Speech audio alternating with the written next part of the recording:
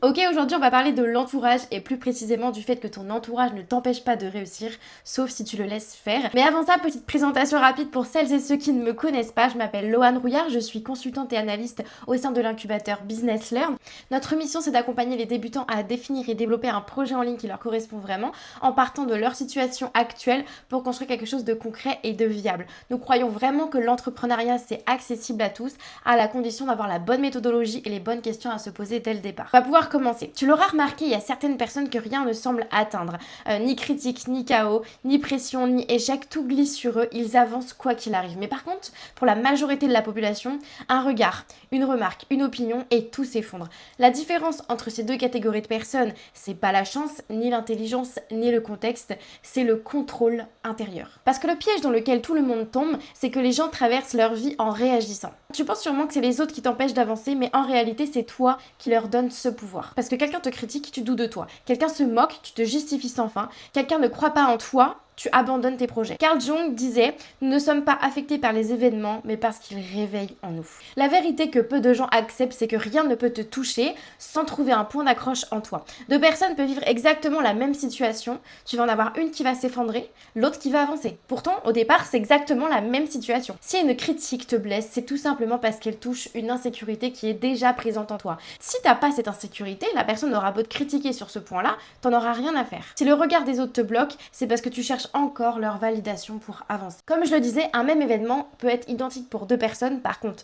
l'un va s'effondrer, l'autre va avancer. Ce qui montre bien que l'événement de base est neutre. C'est la perception que toi tu mets sur cet événement qui change tout, qui fait la différence. C'est elle qui détermine tout et pas l'inverse. Petite parenthèse rapide, si t'es alternante, salariée ou en reconversion professionnelle, que tu souhaites définir un projet en ligne qui fait réellement sens pour toi, nous avons réouvert quelques places en consultation ouverte dans notre organisme. L'idée de ce rendez-vous, c'est de prendre une trentaine de minutes avec toi pour te guider étape par étape dans la définition de ton projet. Le but de ce rendez-vous, c'est donc de comprendre ta situation actuelle et tes contraintes, identifier tes forces et tes opportunités uniques, définir un projet qui te correspond vraiment et obtenir des réponses claires à tes questions. Je pense sincèrement que ça peut te débloquer pour passer à l'action. Revenons à notre vidéo. Carl Jung appelait ça le travail de l'ombre. Chaque réaction émotionnelle est un message intérieur. Et ce que font la plupart des gens, c'est qu'ils fuient ce message intérieur et ils préfèrent blâmer leur entourage, leur famille, leur patron, la société. Mais par contre, ce que font les personnes qui évoluent, c'est qu'ils observent. Ils savent que chaque réaction émotionnelle est un message intérieur, ils ne le fuient pas, ils l'écoutent. Et donc voici un petit schéma qui reprend un petit peu la pensée de Jung. Soit tu vas fuir le message et blâmer les autres, soit tu vas l'observer et écouter le message. Ensuite, une fois que tu l'as observé, soit tu vas rester bloqué et quand même répéter le même schéma, soit tu vas évoluer et intégrer l'apprentissage. Et donc le travail de l'ombre, c'est quoi? C'est le courage de regarder en face ce que nos réactions révèlent sur nous-mêmes. Maintenant, on va parler de l'illusion du contrôle. On souffre pourquoi? Parce qu'on veut contrôler des choses qui ne dépendent pas de nous. Comme être aimé, c'est impossible à forcer, ça dépend entièrement des autres.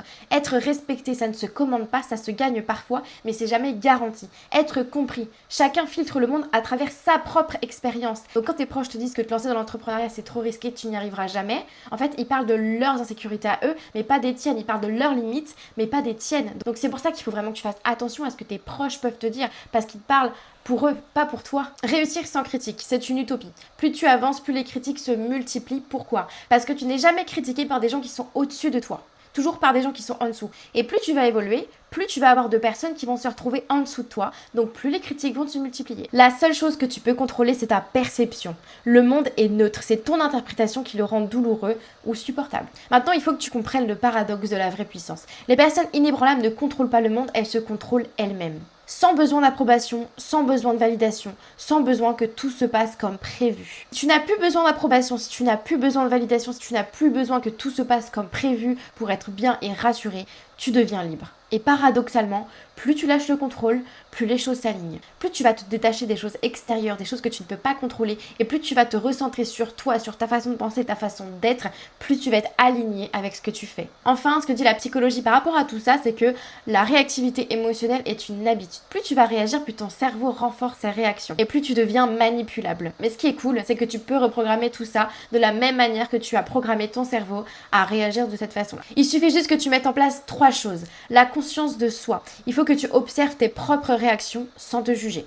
L'observation des déclencheurs. Identifie ce qui provoque les réactions automatiques. Et enfin, le recul émotionnel. Crée-toi un espace entre le stimulus et la réponse. Prendre la distance sur ce qui vient de se passer, sur l'événement qui t'a créé l'émotion. Une fois que tu as mis tout ça en place, tu deviens juste intouchable. Et donc concrètement, c'est bien beau, c'est assez théorique, ça a l'air simple dit comme ça, mais comment commencer concrètement?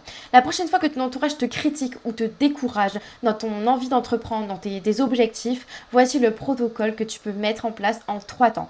Dans un premier temps, ne réagis pas immédiatement. Crée-toi un espace, respire, laisse passer la première vague émotionnelle avant de répondre. Ensuite, tu vas observer ce que ça réveille en toi. Quelles émotions apparaissent ou la ressens-tu dans ton corps et est-ce que c'est une émotion qui t'est familière? Et enfin, tu vas te poser une seule question.